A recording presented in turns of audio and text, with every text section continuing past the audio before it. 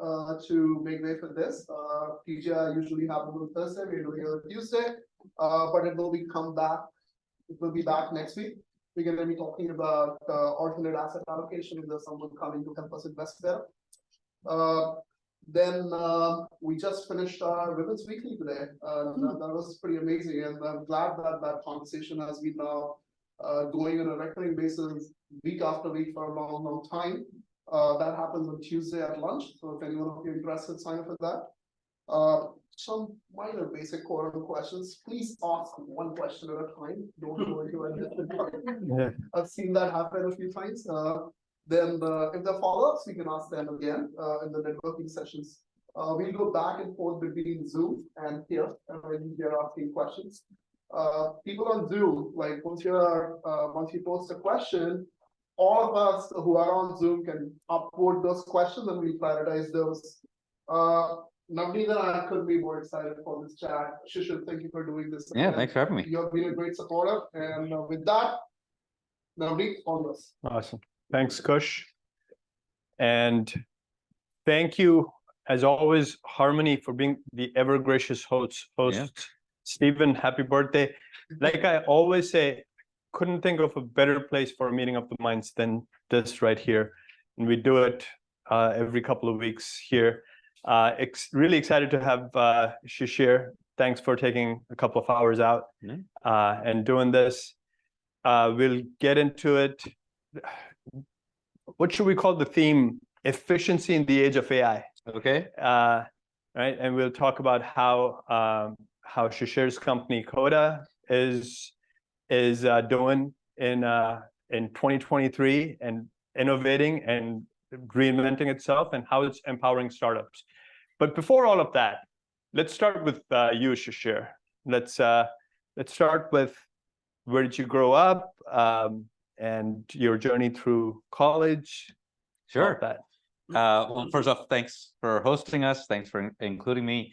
It seems like a great group. Looking forward to a great discussion. Any questions you want to ask are totally fair game for me. So we'll start with personal stuff. I was born in Buffalo, New York, to two immigrant parents who were graduate students at SUNY Buffalo. And we moved around a bunch. My father's was a CS professor for a long time. Lived in Charlottesville, and he's at UVA. Lived in Indiana, he was in Purdue. So a lot of academic surroundings. Most of my time grew up in a little town in southeast corner of Virginia called Yorktown, which the only reason people know it is because it's a song in the musical Hamilton. Battle of Yorktown, where the last battle of the Revolutionary War was fought. This is basically nothing there except a little plaque on the ground. That's all. That's all it is. Went to school at MIT. It's I assume a lot of this group as how many MIT people here and then on Zoom? My condolences to all of you. Some what's that? Sorry. Yeah, MIT ended up being a great spot for me. Ended up meeting the woman who became my wife, my friend who became my co-founder at Coda, many friends and colleagues. It's been a clearly formative place for my life. Left MIT to start a company called Centrata.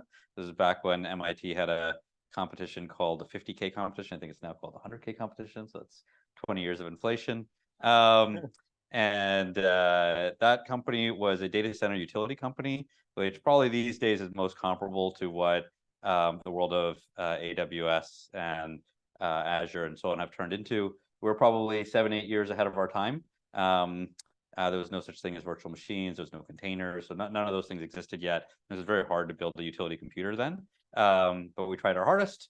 And after that, I ended up at Microsoft for a number of years, which I think of as my equivalent of the graduate school. And ended up working on Office, then Windows, and SQL Server on some pretty interesting and fun projects. Probably the most famous of which is a project called WinFS, which I think at this point is probably pretty dated for this group, but for people that remember that time, I think Bill Gates and Ballmer still refer to it as the biggest mistake in Microsoft history.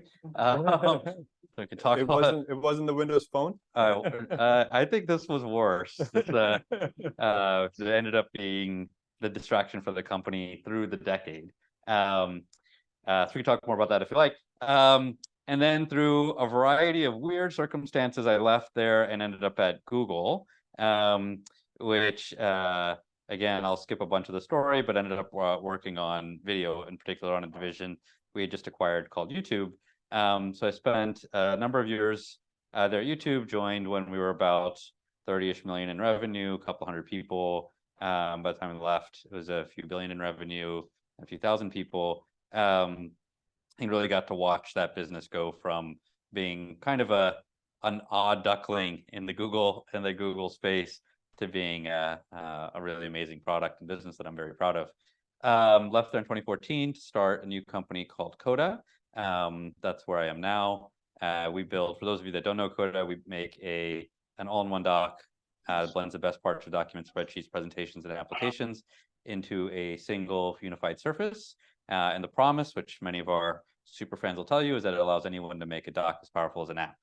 And I'm sure we'll end up talking more about that as well. So that's brings me to today. Absolutely. Awesome. So you've been at Coda since 2014. Awesome. So Shishir, one of the things, so I'm a startup founder as well. One of the things I can tell you that as a startup CEO, I feel the importance of every day is framing the right question, right? So whether it's product sales, anything, any interaction, any progress to be made within the startup starts with framing the right question. And I've heard you back in your YouTube days, you coined a term called eigen questions.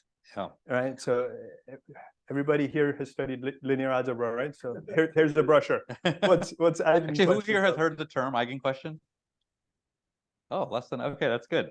So this is a fun story okay, rewind time to 2008. I had just joined YouTube.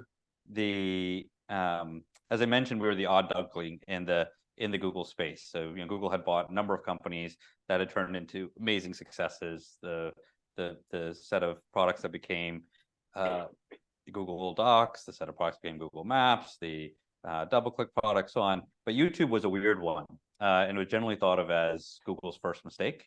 We were losing hundreds of millions of dollars a year, close to $1 billion a year. We're known for having really deep lawsuits, grainy videos, cats doing slightly odd things, and nobody could quite make sense of it. So you would think that that's what we'd be focused on, but if you actually sat in on one of our staff meetings in those days, the question you'd probably hear us talking about more than anything else was a thing we call the modern family question. So to explain the modern family question, that ended up being the birth of this term, eigen questions. So the modern family question was as follows.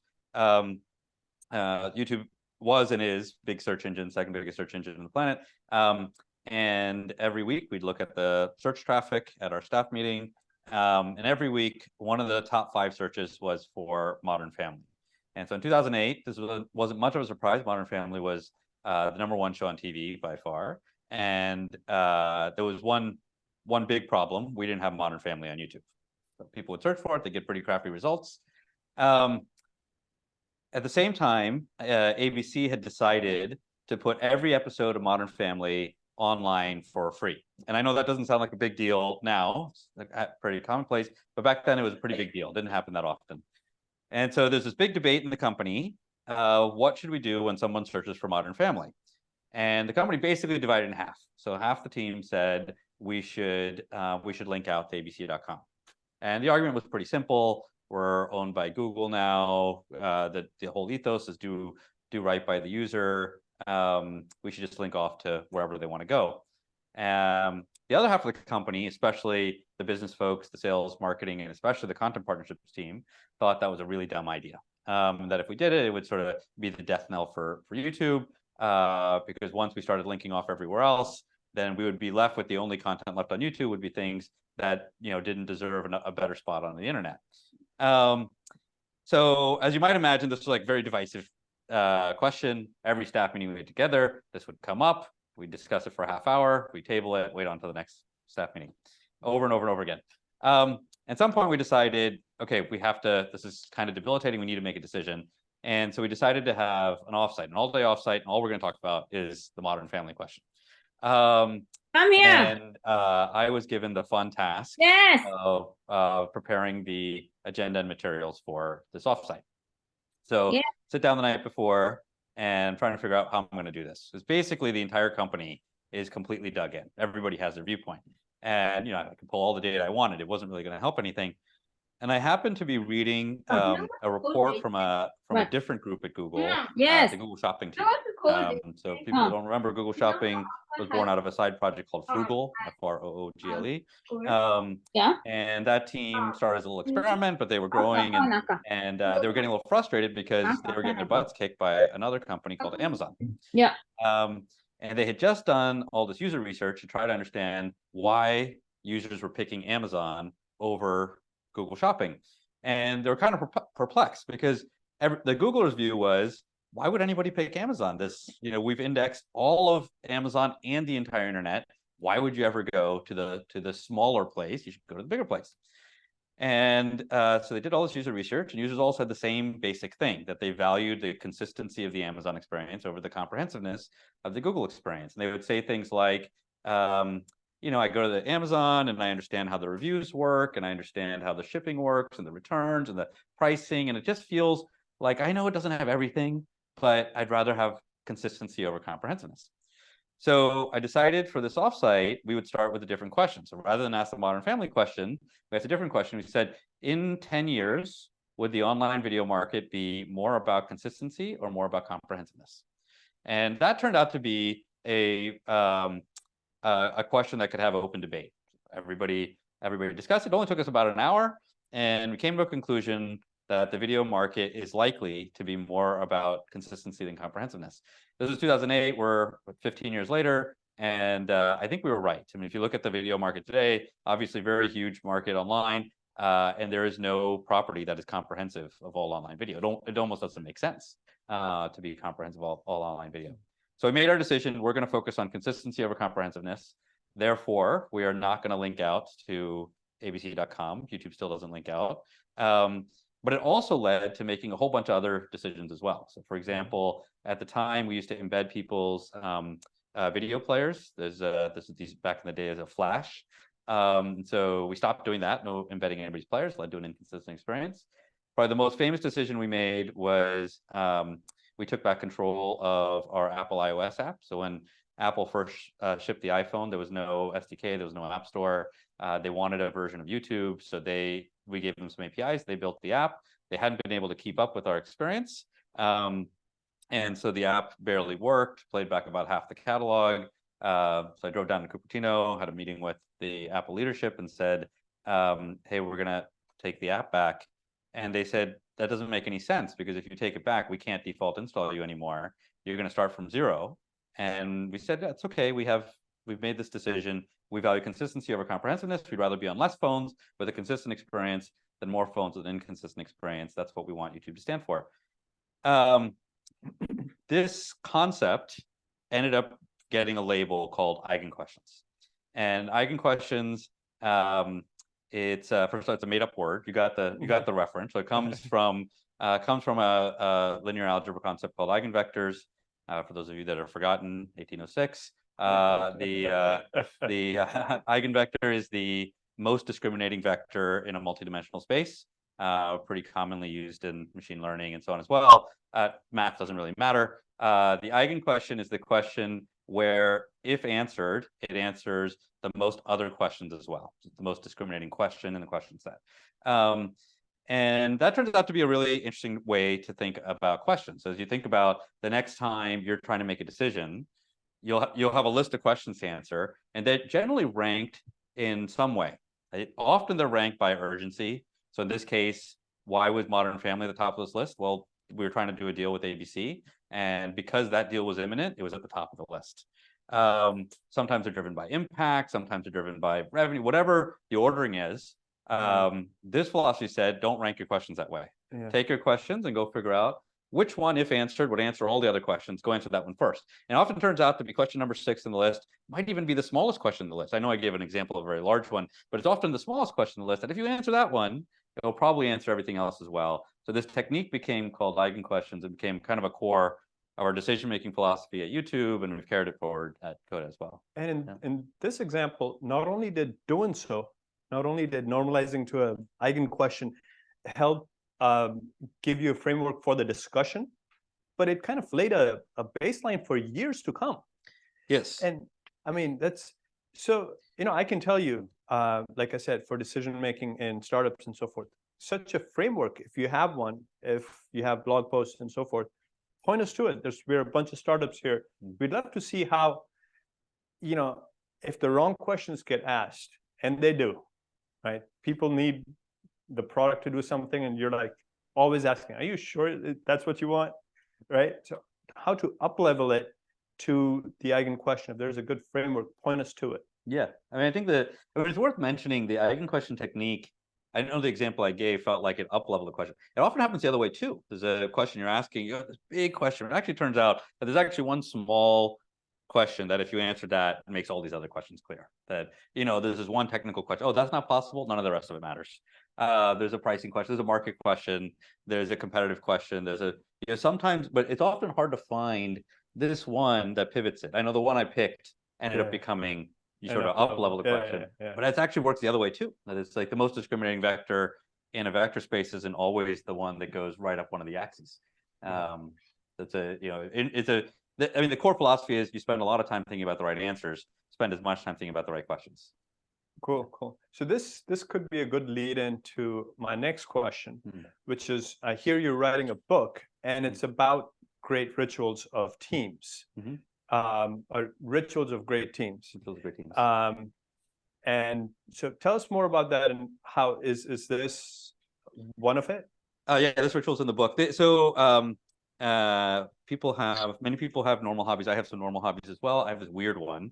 I really like studying rituals. And I'll tell you the story that started it was I was having a conversation with a friend of mine, Bing Gordon. I don't know how many of you guys know Bing. Bing is he was the chief creative officer at Electronic Arts for years. He's now a famous investor at Kleiner Perkins. He is invested in, is on the board of companies like Singh, Amazon, many other fun companies. He and I were sitting on a startup board together, and he kept harassing the CEO, kept asking him, what are your golden rituals?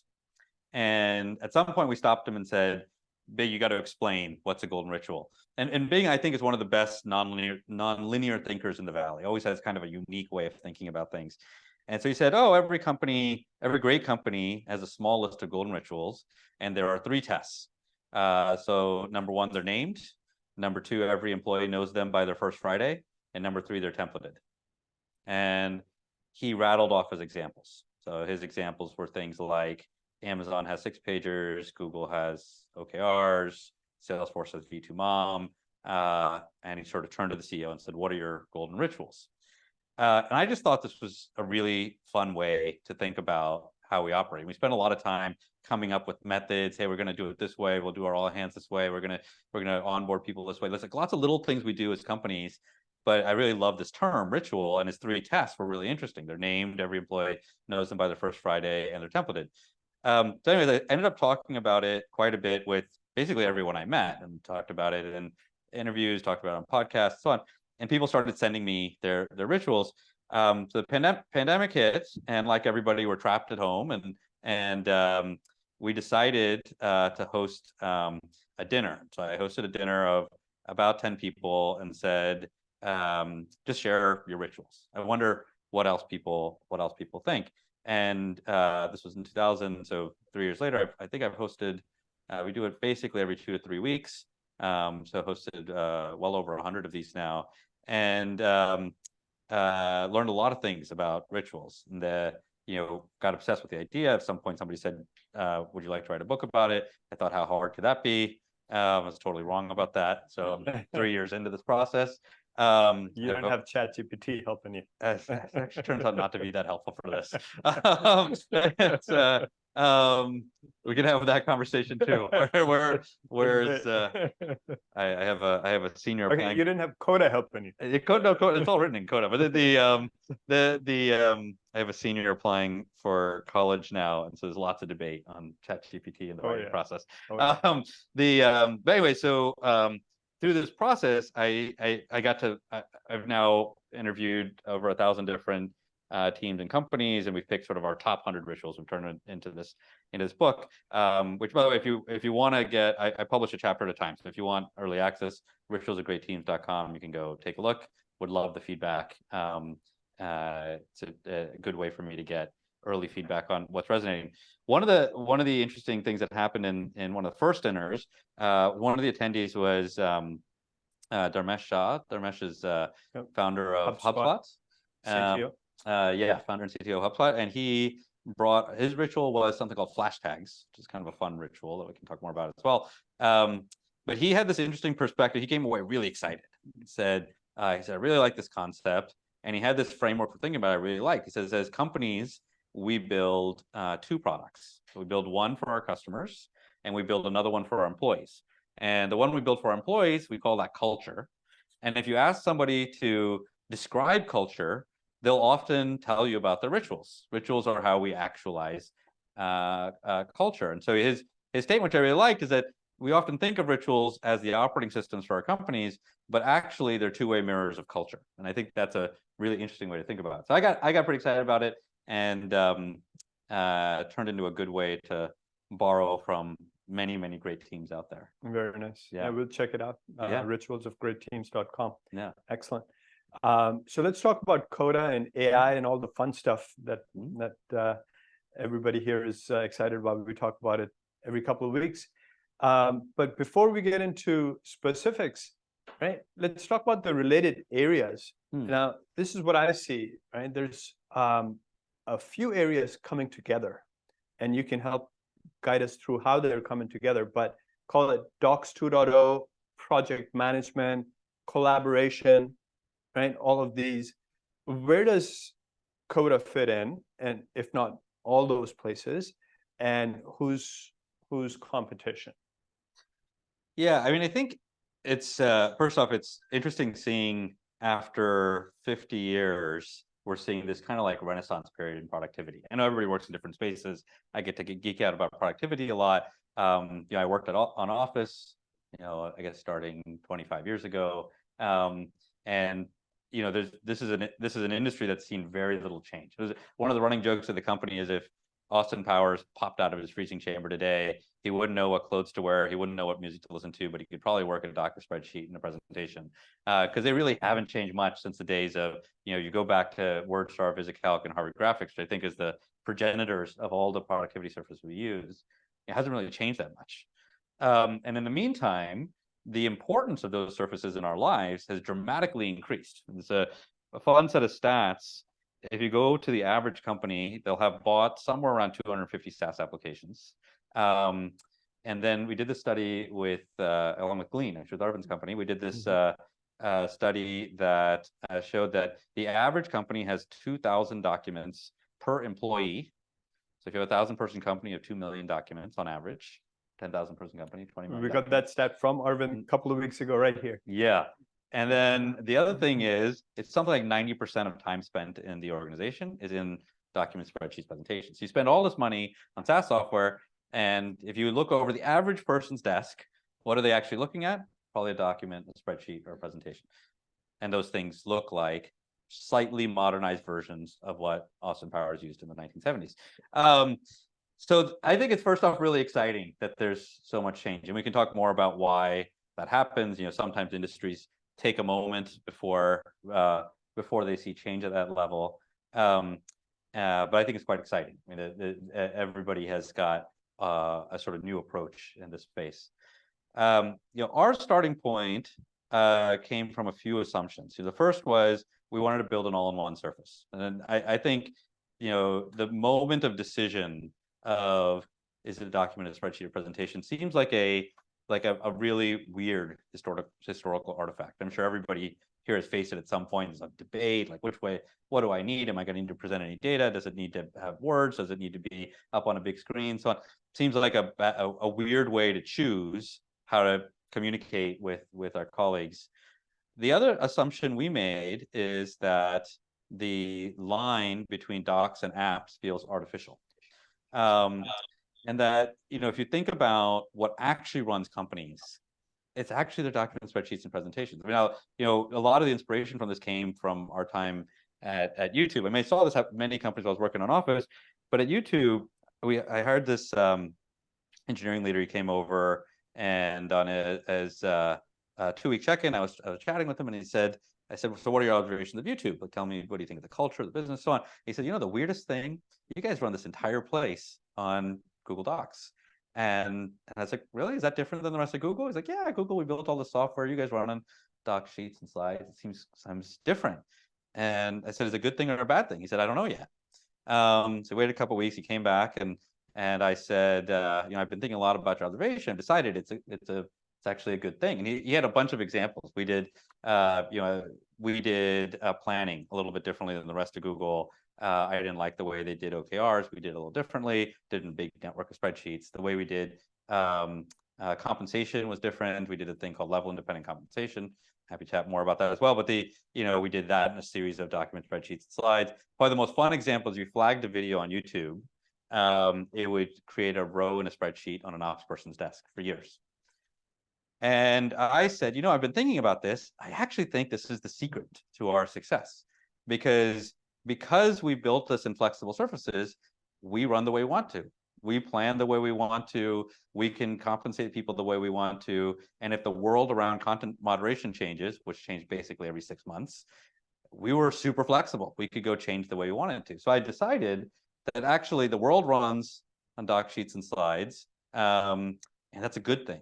And so when we started Coda, that was our starting vantage point, is the line between docs and apps is artificial. So in that space of companies, it means we run into a lot of different companies. And so if you go look at our customers, we now have about 50,000 teams using Coda, a couple million users. The spectrum is incredibly wide, right? We've tried.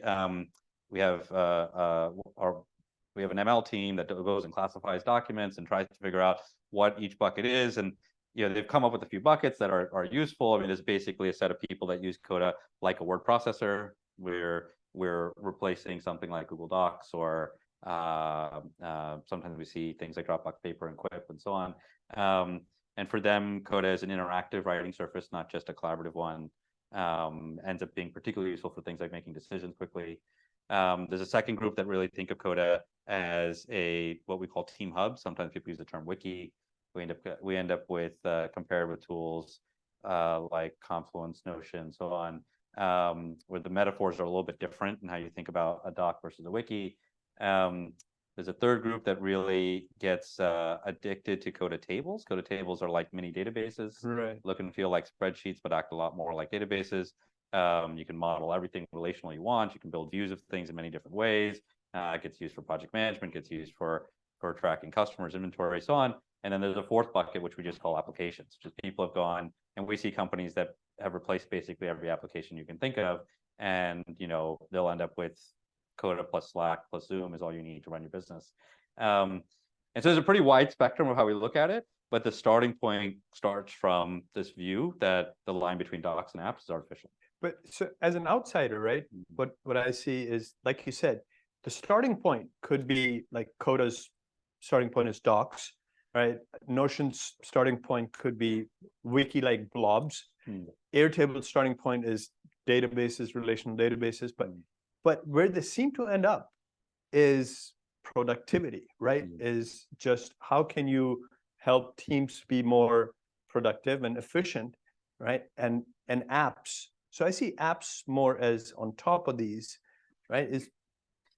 Yeah, I mean, I think so. I get asked a lot about how we compare with various applications, and like as an example, in this sort of fourth bucket, an application we replace quite often is Asana. And I get asked a lot, does Coda compete with Asana? I say, I don't think Coda competes with Asana. What are you buying when you buy Asana? What you're buying is Dustin, Justin, founders of Asana, had a very specific way of running teams. It came out of Facebook. They spun out their way of running teams. And if you like that way of running teams, it's a really good piece of software. I mean, it's like as good as you can possibly get at running a team the way Justin ran teams at Facebook. But if you want to be a little bit different than that, you're a little bit stuck. And so the way I think about it is Coda doesn't compete with Asana and Salesforce and so on. The Coda gallery competes with Asana and Salesforce and so on. And so you can go to the gallery, you can pick off docs and templates from, at this point, millions of people have contributed. And you can go design your own piece of software starting from an insight from someone else. Got it. Yeah. Got it. So I know you have customers all across, like probably SMBs, medium-sized companies, enterprises, but as a startup specifically, right? And there's lots of them. Can I, if I'm a Coda shop, can I throw out, my project management tools, my CRM in favor of this, pretty much everything? Can this be my all-in-one? So, it's we have an interesting answer to this question. So the answer is yes, you can. What we generally find is that smaller teams, we become that one place to build everything. With larger teams, one of the core features of Coda is something we call packs. So you can integrate Coda with just about anything. We call those packs. There's been about 600 or so published in our gallery now. There's thousands more that have been built inside companies. It's easy to build one if you want to build one that's missing, and you can basically build a two-way sync adapter with any product out there. And so that also gets heavily used. So we'll see people say, I want to use Coda instead of Salesforce, Jira, Asana, so on, or alongside, and they'll sync it in. And generally, the value proposition of that ends up first off sometimes being, I just like the UI better. I can craft the UI I want. I don't want to live in Salesforce all day. Sometimes it gives access to a different group of people. So you say, hey, I'm not a salesperson that needs a license to Salesforce, but I'm a product manager that occasionally needs to look up a customer. Now I have access to it. But probably most interestingly, it allows me to intermingle data and build things across those applications. And we'll talk about AI, but like typical examples, we'll see people build things that are, I want to take feedback coming from users associated with the right customers, map it to the right work that we're doing today. When that work is complete, I want to go and message all the way back through that system. Like those are workflows we see get built in Coda all the time. Awesome. So hope that gives people enough of an idea of the space and Coda and the adjacent players. So let's get into AI, right? Now, I'll be frank with you. I see other companies in this space like Notion up their AI game or play in the generative AI space, or ClickUp, and all of them, what they seem like is they call it, we're now an AI empowered tool at the very least, if not more. And all they seem to me is like they help you generate a whole bunch of things, like whatever you want to generate, right? And essentially seems like they're plugged into the right LLM APIs, and just, you can, if you want to generate a PRD as a product manager, go right ahead. If you're a marketing guy, want to generate an email, go right ahead. Sales guy, same thing, right? So it seems like a bit of a, check mark to me, like they've AI-fied their. Can you tell us more about how Coda can really leverage the power of AI? And is it just generative AI, or is it a lot more? Yeah, so first of all, I mean, I don't think the fact that it feels like a check mark now is like really incredible. Like in 1 year, we went from like our expectations of a blinking cursor have completely changed. Right? And so I'll tell you a little bit about what we're doing beyond that, but I don't think we should step past the fact that for years when we thought AI in documents, we meant spell check and grammar check. Which also, like, as a funny aside, when I got to college, I got this offer to do this research project at the AI lab, and my father was like not that excited about it. And I said, why not? He said, oh, the AI lab, that's like where all the stuff that doesn't quite work goes. And it was kind of interesting back in the 90s. That's what AI was known for. It's like once it worked, it was like, that's not AI. Spell check, that's not AI. That's silly. And it's interesting, like in the last 10 years, like it's all flipped around, and now, if it does math, it's probably AI. But I think it's kind of interesting how quickly we take really important advances for granted. So I don't want to skip over the fact that our blinking cursor used to be how fast can you type, and now it's how fast can you ask. And I do think like any blinking cursor out there has to meet that bar now. You know, not having that, what we call it the writing assistant, not having the ability to have a writing assistant that can finish your sentences, change your tone, shorten your essays. You know, that is absolutely a min bar for every product. So our observation of the space, so we started our AI efforts last November, so it's been about a year now, and our inspiration came from our community. So somebody built a pack, so one of these integrations to OpenAI. And this is before ChatGPT was launched, and it was kind of like we hadn't really all gotten hooked on this bug yet. And so there were a bunch of skeptics out there, but this thing shot up our charts, quickly became one of the most used integrations in Coda. And we watched what people were doing with it, and then we started asking them questions. And then ChatGPT was launched, everybody's imagination got completely opened up. And so we had a bunch of debates about where should we focus here.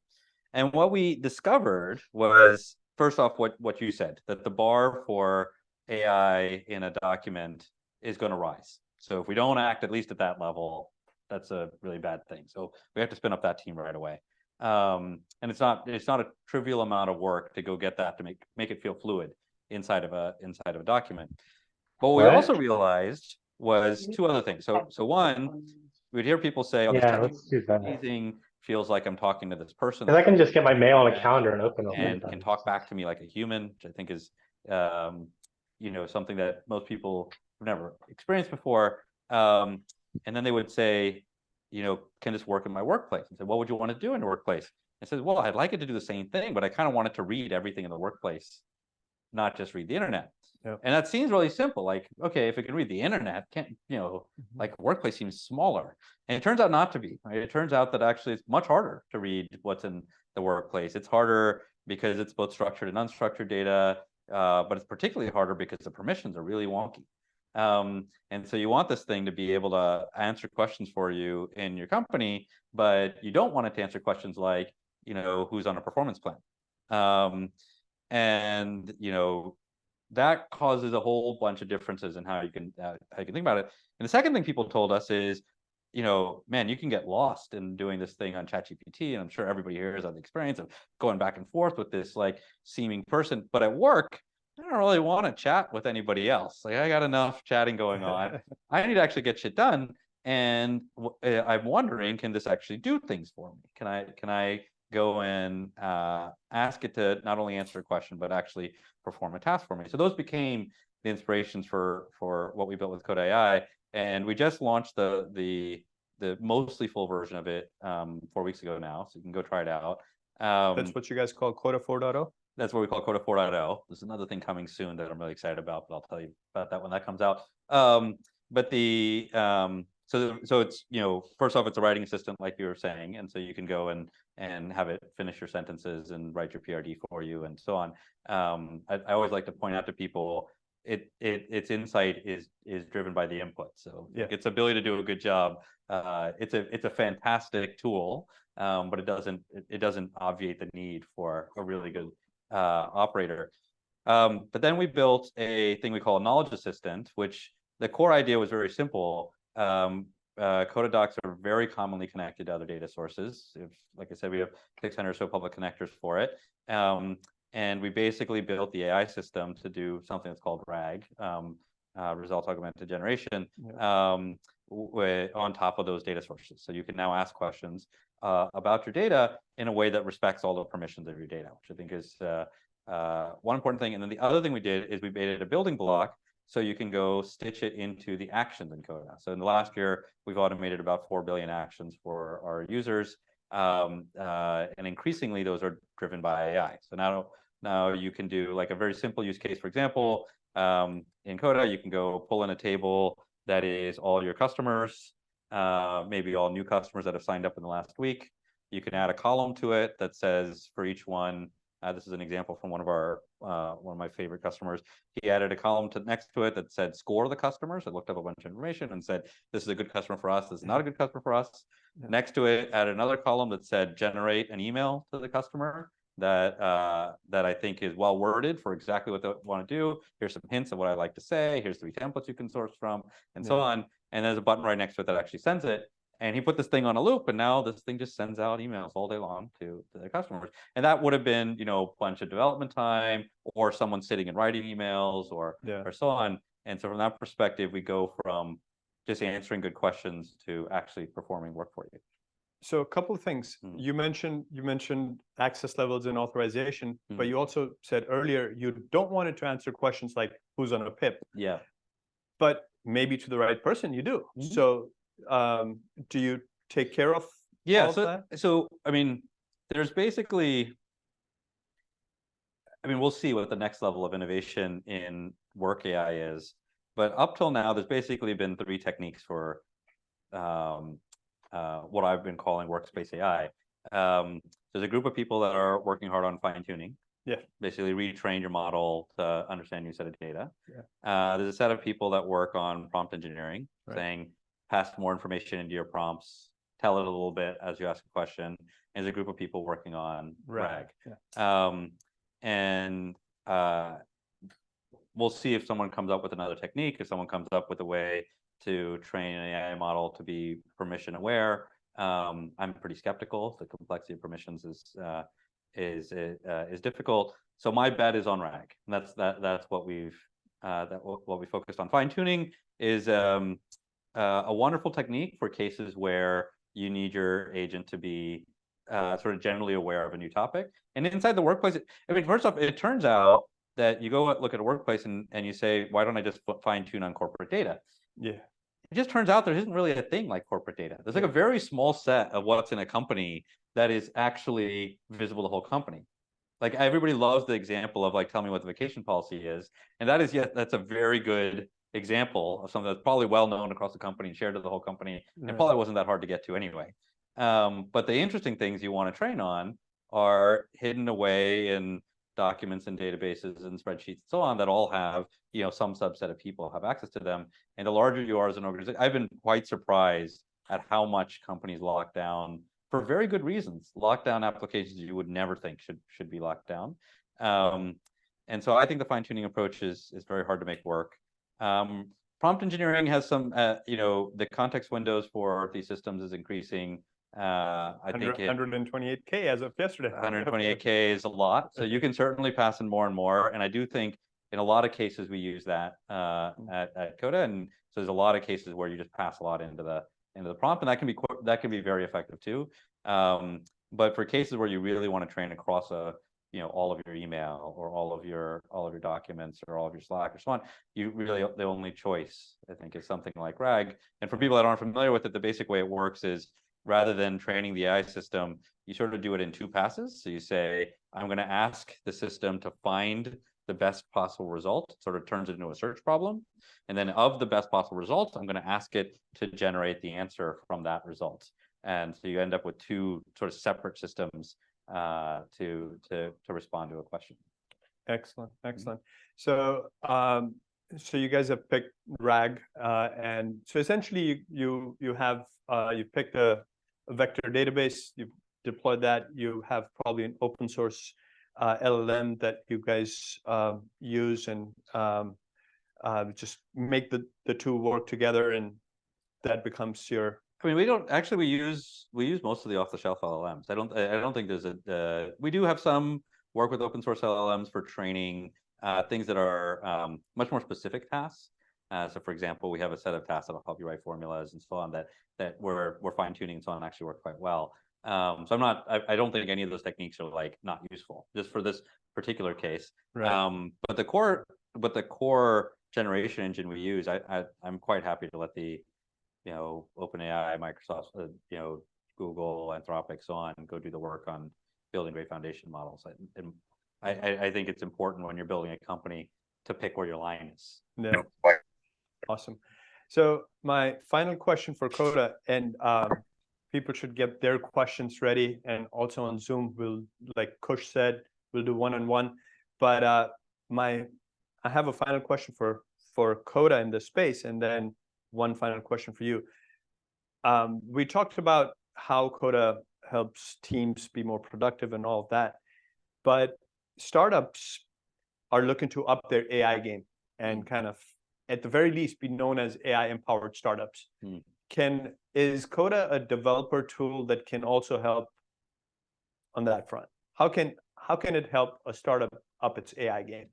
Yeah, I mean, I think this startup is an interesting way to phrase it, but I think there's a few different things we've seen people do. So, I mean, first off, like the reason we're so excited about AI, other than it being a really fun toy, is that it can produce really good impacts on how your team runs. And so I think it's important to take what you're doing as a team and say, here's, you have to be strategic on where you put it, but here's cases where AI can be very useful. We did a classification of tasks that people have been using Coda AI for, and it's again super long tail of what people do with Coda AI. But easily the top of the list are summarization and content generation. And summarization, simple scenarios. I want to summarize meeting notes is easy, but like more interesting ones tend to be things like we have a ritual we use called Dorian Pulse, talk more about, where people fill in their viewpoints on a decision. It's just really easy to go say, rather than everybody read it, I'm going to summarize it. And so there's lots of things like that happen. And then generation, you gave an example of like generate a PRD. That doesn't seem that interesting, but being able to do it at scale is very interesting. Yeah. And so generate a unique email for hundreds of customers is like a very interesting thing to be able to do. And so I think there's a bunch of things that work like that.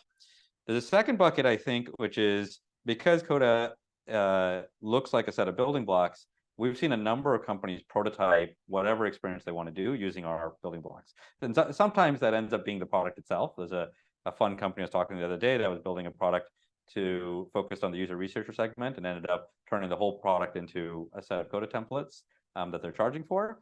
But sometimes it's just a good prototype of like, here's kind of what I'm imagining happening. I would plug in an LLM here. I would pass the output this way. And you can kind of wire all those things together and go see how that works. And the last case I'd give is for some companies, not for all, the Coda Packs is a great platform for giving access to your tool set. And putting your tool set in the hands of end users and a surface that they live in all day long can be a pretty impactful way to get it out to the customers. Excellent. So I've got one final, hopefully easier question for you. And then we'll get into audience questions. This is something I like asking a lot of my guests. My pet peeve, all the past AI boom cycles I've been a part of have been so very consumer focused. And enterprise has always gotten left behind, right? The last deep learning one was all about image recognition and all of that. Is this the first time that enterprise is front and center? Are you going to see mass adoption of AI in the enterprise finally? Do you feel like that's true of NLP? Do you feel like I feel like the NLP wave at least changed everybody's call center.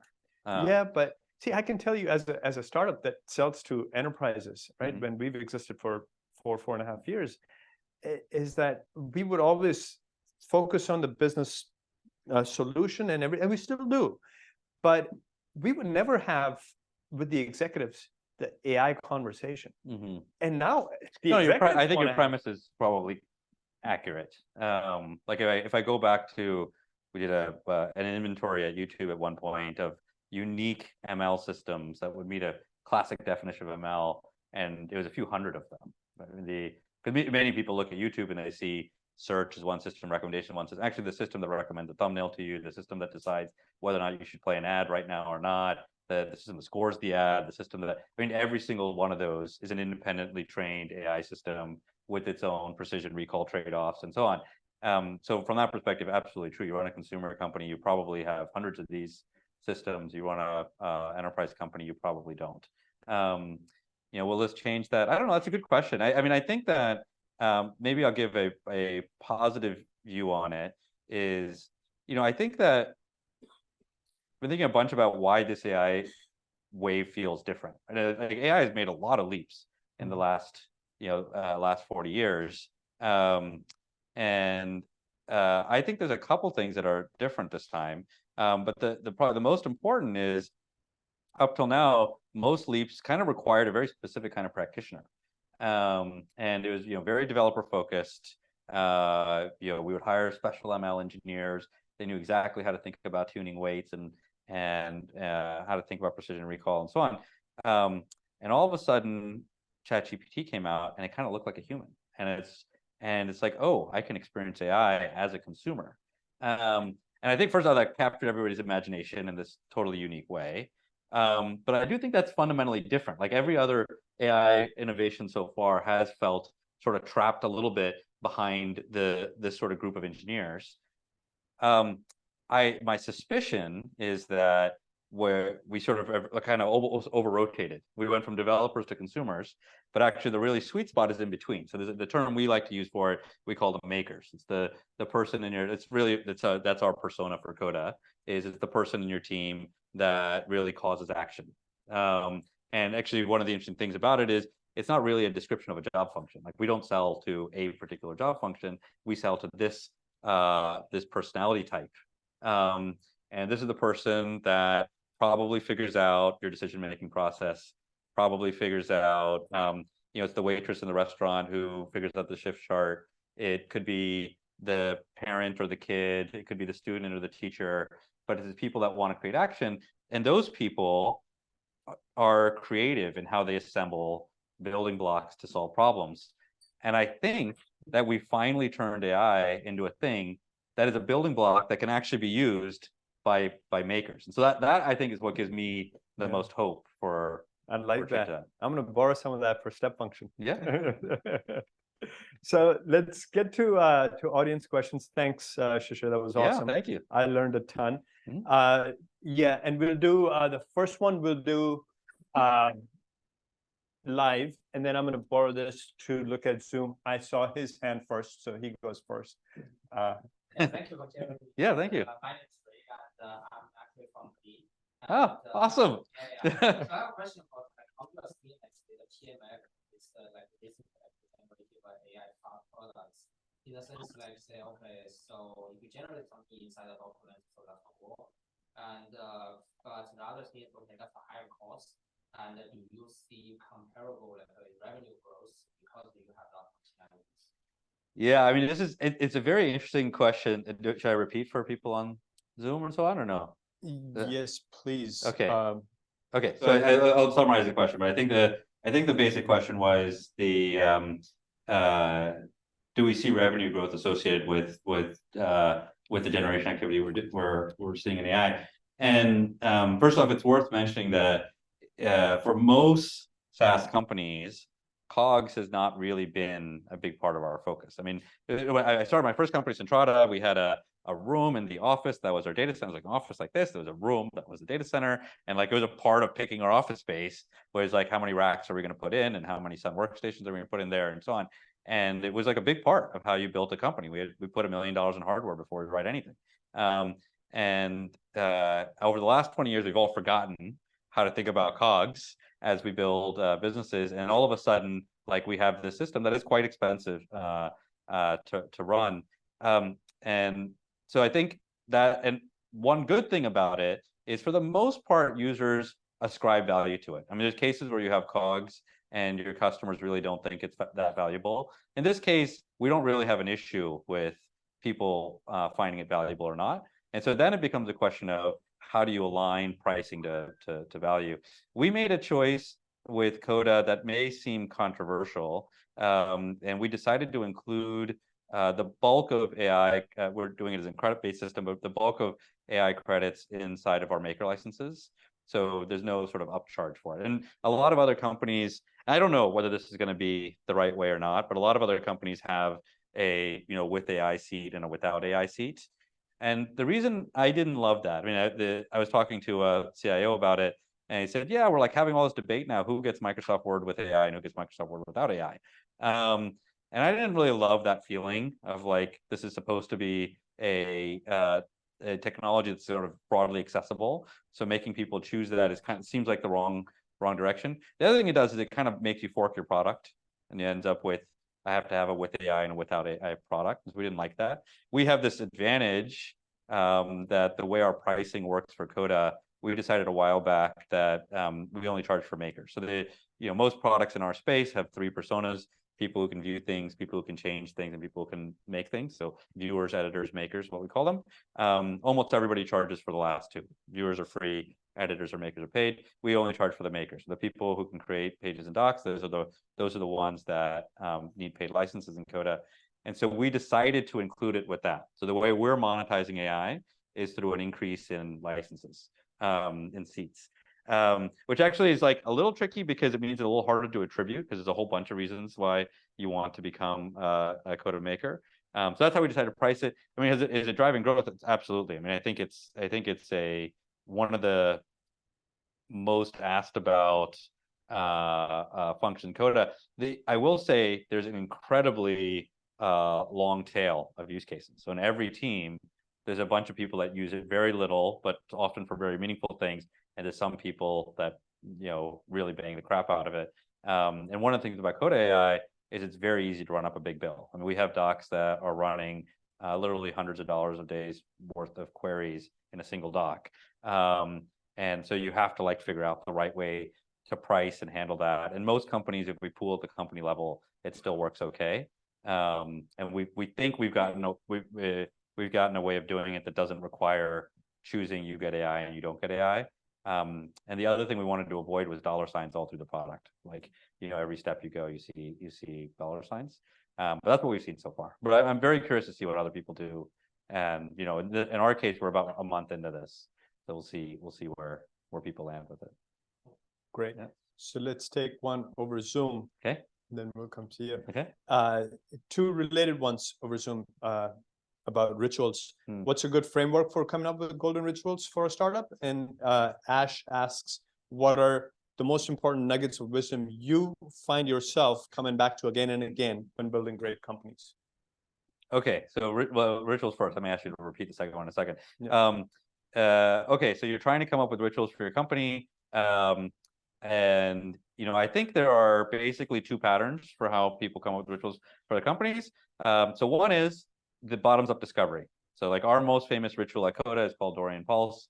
The way we make decisions in meetings, we don't raise our hands in meetings. We have a table called a Dory where people vote those questions up and down. Not that dissimilar to what you're doing there. Yeah. It's named after the fish who asked all the questions. It's also a name of a famous tool at Google that was used for TGIF, for the Xooglers in the room. Yeah. And so we've turned that into a little mini thing that you can put in any doc.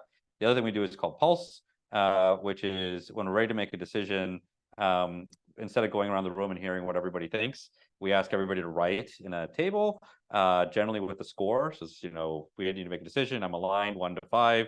Here's why. And the way we do it is we hide everybody else's pulse until everybody's done writing. This is a way to remove groupthink.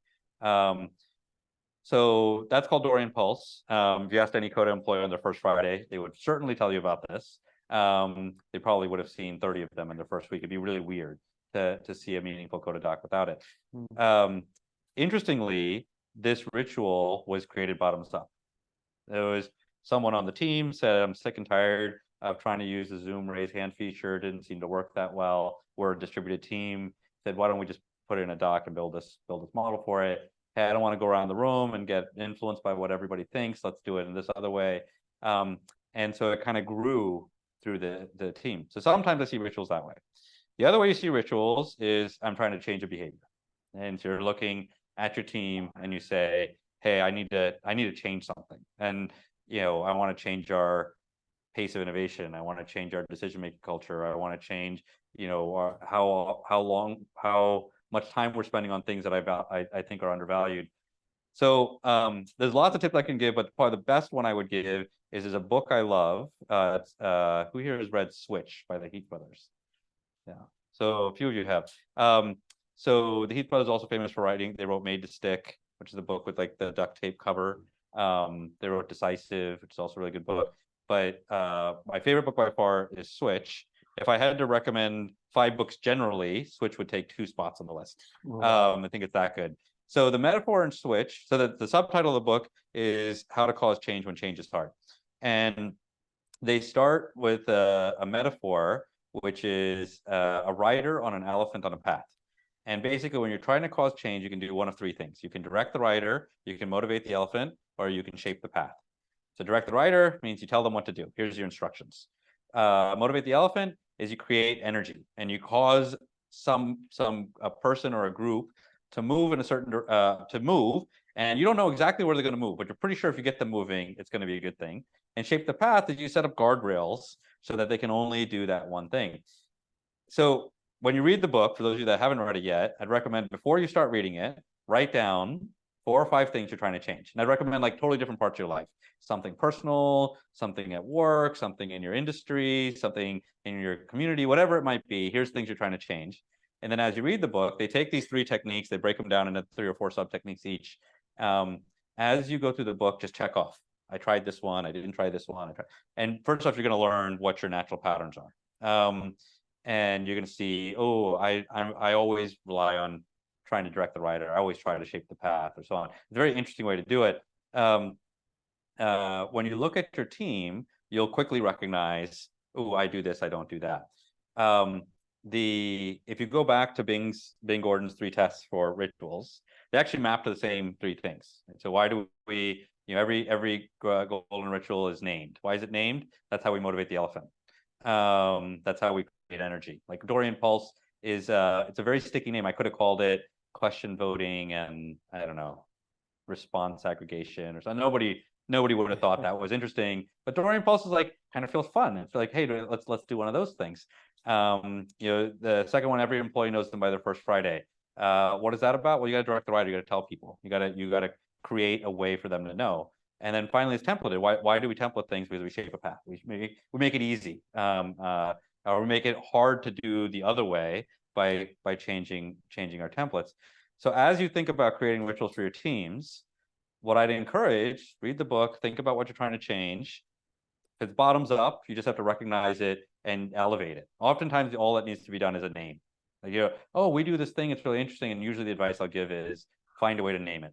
Find a way to give it some label so people can attach identity to it. But other cases, it's something else. It's like, oh, you've got this ritual, you're trying to make it more commonplace. Maybe it's even got a sticky name, but people don't seem to follow it. Like, think about, are you directing the rider the right way, or shaping the path the right way, or so on. So that's been my my favorite tip, at least until my book is out. Go read Switch. Was the second question? Yeah, so that's why I thought it was kind of related. So Ash's question is, what are the most important nuggets of wisdom you find yourself coming back to again and again when building great companies? I mean, I think I would answer this question a little bit differently. I think how many people here work at a startup or a startup company? A lot of the room. Okay. I think the best frame I generally find for startups and thinking about what really matters is to think a little bit more like an investor. And there's just a lot of times where I find people choosing ideas, directions, so on, for all sorts of reasons that don't really sort of level up the right way. And it's often helpful to sort of abstract yourself out of it and say, would I invest in this company? And it's interesting when you think about it that way. And I've had been lucky to invest in over 100 companies now, and like there's been some like common rubrics of what I've ended up focused on. Like I'll often ask the question of like, is when you're investing in a company, you'll often ask the question, is there a real market there? Like, is this a market worth winning? It's just amazing to me how many times companies will try to solve a problem and there really isn't a market there. It's a really cool technology. So on. I'll ask: my 3 questions when I invest in companies is it a market worth winning? Does this team have an idea that is unique enough to give them at least a temporary leg up? I call it, is there a secret? And then the third is this a team that doesn't know how not to win? Which is like resilience is very important in the startup.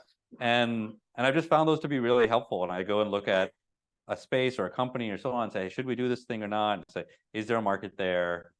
Do we have a secret? Like, do we have an insight? Do we have something that tells me like, hey, like the office market has been the same. I mean, when I started Coda, the number of times people told me, I said, oh, office has been the same 50 years. I give them this Austin Powers thing, you get a little chuckle, and then they say, but it's been the same for 50 years. Why should it change? Like that just seems like kind of an anti-story. And I'd say, oh, but I have a secret. I think that the people that invented Office never thought that docs have anything to do with applications. And I bet that secret is enough to do this. Do they have a secret? And then the team matters more than anything else. And then, you know, is it a team that doesn't know how not to win? Because those are the people that, and you can spot them, but like they're the people that can deal with adversity, they can deal with the challenge.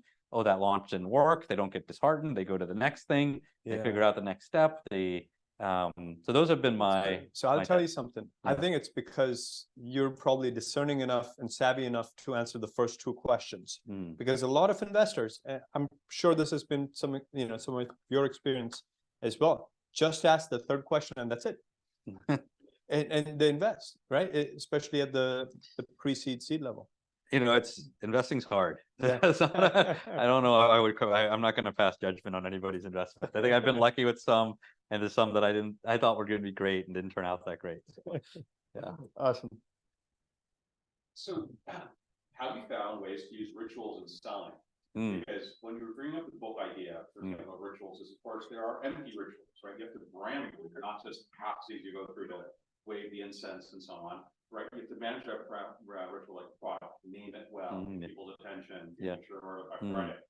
But there's also rituals that can go very wrong, ritual sacrifice, right? But as you write this book and you're talking to 1,000 people and every ritual is a template, I'm like, wait, this isn't just a Shishir book, it's a Coda book.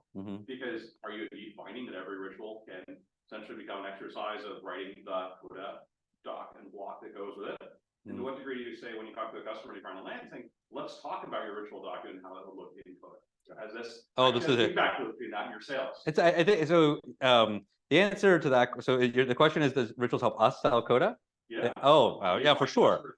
Yeah, for sure. I mean, I've done so about 70-ish% of the rituals in the book have a Coda doc that go with them. It's not 100%.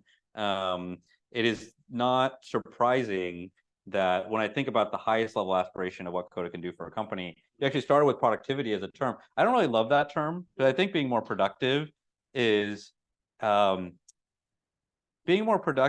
necessarily like, if you're headed the wrong direction, back to like shaping the elephant, motivating the elephant and so on, you can be super productive. Our team spends no time in meetings. Great. So what do they produce? It's like, doesn't necessarily mean that you do anything. And if I think about like Maslow's pyramid of needs, you know, can I like answer email faster is like a pretty good thing, but like it has to level up to something. And usually rituals sit at the top of this pyramid. Like a company's ability to succeed is our ability to decide, is our ability to innovate, is our ability to hire the right people. And those are often crafted as key rituals. And it happens to be that many great rituals, especially because they're templated, Coda happens to be a really good surface for them. And so yeah, I mean, I don't think there's no secret in that. The book is published as a Coda doc. It'll be printed as well. There's many templates in there. I occasionally include templates from other products too, if that's what the company does it in. But yeah, we've definitely used it as a way to help sell Coda. And then certainly in our sales team uses it all the time. It's a great way to, and I would say ignoring selling Coda, sell your own products. You know, starting with that, it's like a very high level question. Tell me about the rituals of your team that you're really excited about, and which ones do you feel like could be improved? Which ones are you struggling with? And you know, oftentimes there's an opportunity there where people are looking for a different way to do it. Of course, I'm there trying to plug in Coda for it, but there's plenty of products that start with, you know, I need this part of my what I want my company to be about is not functioning. You know. I just love this idea that your hobby is by no means not isolated hobby. The hobby is at the core of Yeah. So we'll do this. We'll take one final question from Zoom. Okay. And round it up with one final question here because we've got cold beer and barbecue waiting for us. Okay. Awesome. So this question from Nitin says, you know, apps like Notion became a second brain or PKM system, which seems very popular these days. Is Coda planning to compete in that space? or stay focused on B2B? Okay, lots implied in that question. So, very specific question.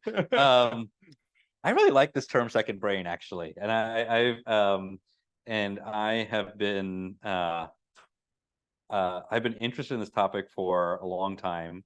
I'm a long time David Allen disciple. If anybody hasn't read Getting Things Done, I think I actually got to go. He asked me to come speak at his conference right before the pandemic, 2019. So I went out to Amsterdam where he lives and went to a GTD conference, which was so surreal. Like I don't think I'd realize how much of a religion it is for people. I was for years, for over a decade, I was a loyal OneNote and then Evernote user, and so the idea of your ability to function well as an individual is correlated to your ability to retain and organize knowledge, retain organized tasks, manage your time, and so on. I think is really valuable and I highly recommend it. It's obviously not for everybody. I mean, I do that. Not everybody does. I would say Coda as a product for being an individual second brain is, I think we crossed into being a very good one about 2 years ago. And I think there's other products that started with that as a primary focus. It's not where we started as a primary focus. But I can sort of distinctly remember the moment where it changed for me. I would say that Coda as a second brain is designed, is particularly useful for the business user as opposed to the personal user. So you called it personal management. I don't really like that term because it kind of implies that people's knowledge is like somehow divided and home and work and so on. Most people work. And for those people, their task of their second brain is challenging because it has to cross both worlds. So I'll tell you the thing that actually sparked it for me, and then we end up building a bunch of templates for it, and you can go find them. The one I found the most helpful, it came from a guy named Des Traynor. This is in the book as well. He's the founder of Intercom. And people don't know Intercom is the question mark company. Great like company. the customer support software. Anyways, he had this really interesting tweet. So let me see if I can remember the whole thing. But he basically, this was like 3 years ago now, and he put out the statement. He said, your email is what others think you should do. Your calendar, your email is what others think you should do. Your to-do list is what you think you should do. Your calendar is what you actually do. And then he had all these little Venn diagrams that said how much do they match in your world. And so the goal of my second brain is to keep those three things aligned. And so it happens to function as my second brain. It's where I take notes. It's where I plan my day and so on. But the heart of it started with, and he published a great template for it, which became the start of mine. It syncs in my email, my calendar, my to-do list, and my notes into one spot, where the core idea is that as I plan my week, I go through, generally the process is supposed to be you take your email, you take each one of them and you turn them into your to-do list. And I've created, his template does it in one particular way. Mine sort of creates a bunch of, pushes it on my task list in a particular way. Because you want to get out of being reactive to communication. It's the worst place to be. Then you take those things, you make sure your time is filled with those, not with the other things. And so the little process that goes and takes my tasks to make sure they're in my calendar and I can see how much of them are in my calendar. And then throughout my week, I can take notes on it and have my follow-ups at the end that turn into my list for the following week. The most important thing in this doc, though, is I have a chart. And the chart says what portion of my time this week was spent on things that were on my to-do list at the beginning of the week. And it has a little numerical score. And it's turned out for me that percentage, like if you were asking me on an average day, how's my week going? The closest answer, numerical answer I can give you is that number. And it's turned out that for me, that number is, if it crosses 50%, it's a pretty good week for me. Wow. It's like totally humbling observation is I control about half my time. About half my time is spent on things that are on my to-do list at the beginning of the week. I've also found that any week where I don't do this technique, that number is closer to 20%. So I have to put effort into it. Like I have to move my time to be able to do it. So I know that some of that may sound crazy to some of you. It works for me. This technique was very influential for me. But the reason I mention it is I think it's kind of related to what we were talking about with AI. I think most of the second brain products out there, the reason I haven't loved them is they're very focused on writing and note taking, and not really on managing my time. And in my mind, these are very connected. Like where I spend my time, how do I capture my knowledge, so on, are very connected. And so that's the function my second brain has for me. And the moment I think Coda became very viable for this was the day we shipped packs. And we could all of a sudden build one connected system across all of those things. And so now we see many people use Coda that way. But I think until then it wasn't a predominant use case. But the majority of people that use Coda as a second brain are using it with workplace first, not with their home life first, which I think is a little bit different than what products like Notion see. Yeah. Makes sense. Awesome. Great answer. Let's take one final one live. And go ahead. I actually oh, you got someone else in mind. Yeah, no, I saw his hand first, but you. Yeah, no, you. Yeah, yes. As a founder, because obviously you were a second time founder. So my question is, what lessons did you draw in the first company? And I thought you before the obviously we have no experience and these one more things. You want to repeat the question? Yeah, the question was what lessons, as a second time founder, what lessons I take from the first time. And I think, I mean, to be honest, the first time was 20 years ago, and it was like an incredibly different environment. And so I don't know that there's definitely lessons, but I think some of them, I feel like I learned a lot along the way that is unrelated to being a founder. I mean, some of it I mentioned earlier, of like the importance of picking the right problem, the importance of finding the right secret. If you can't articulate it yourself, you probably don't have it. It's very important. And I think team, you know, I mean, this is totally cliche, but I don't think you can underestimate how important that team is, and especially the early team. I mean, the number of times that I've seen companies go through ups and downs and return back to that early team, it's just a lot. And so I think, especially early on, you know, not a piece of advice everybody gives, but I have my first advisor, a guy named Mike Cassidy, who's now started and sold 5 companies successfully. He told me your first 30 people all have to be people either you know directly or someone you really, really trust knows directly, and says that they're awesome. I think that's a really high bar. And it's amazing how many companies I see get started and not like, oh, we gotta rush to hire, and they kind of miss that, especially in those early days. That's really important. The other thing I'd say about being a startup founder, I mean, there's a bunch of lessons there's a bunch of corporate structural lessons that I think are a little bit different. I think, you know, I think as people think about fundraising philosophy, do you raise more money, less money, so on? You know, I think I think most second-time founders have a very similar answer to those kinds of questions. You manage your company's ability to succeed, not your cap table. I think it's like kind of a hard lesson for people that have been through hard times. But I think the other thing I'd say is the importance of resiliency in the ups and downs. And I think I think one of the reasons people say you start companies because you kind of like the rush, you like the ups and downs.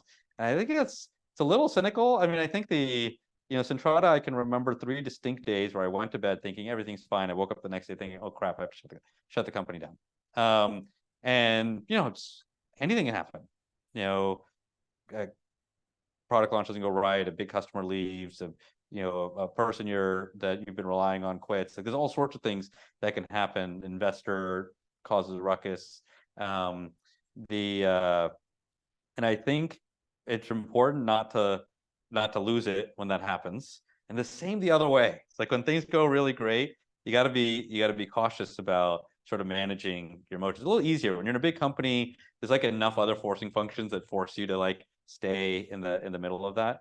But I think it's sometimes easier for second-time founders to do that. Yeah, well, I'm sure millions of other things I could talk about, but that's probably the main one that comes to mind. Great. Thank you so much. We'll have Stephen wrap up. I know other people have questions, but hopefully, I can stick around a bit for a little bit. Thank you. It's really 2 decades, if not 3, of understanding productivity, but we learned so much about team culture as well today. Just really thank you. Thank you. And absolutely, Kush and Navneet asking the best question and really bring this community together. I really think it's the in-person aspect and spend so much time preparing to ask great questions that make this session special. Thank you again. So, company is also launching the AI product today. Really want to think about the 2 questions you guys asked. Is AI just productivity, just entertainment? I think it's what we are doing here. The social bonding of a special event, special conversation. Hopefully we can really tell you our story over barbecue as well. Really thank everyone for coming. Thank you again. Thank you. Awesome. All right. Should we make our way downstairs? Yeah, absolutely. I think it's just out of the balcony.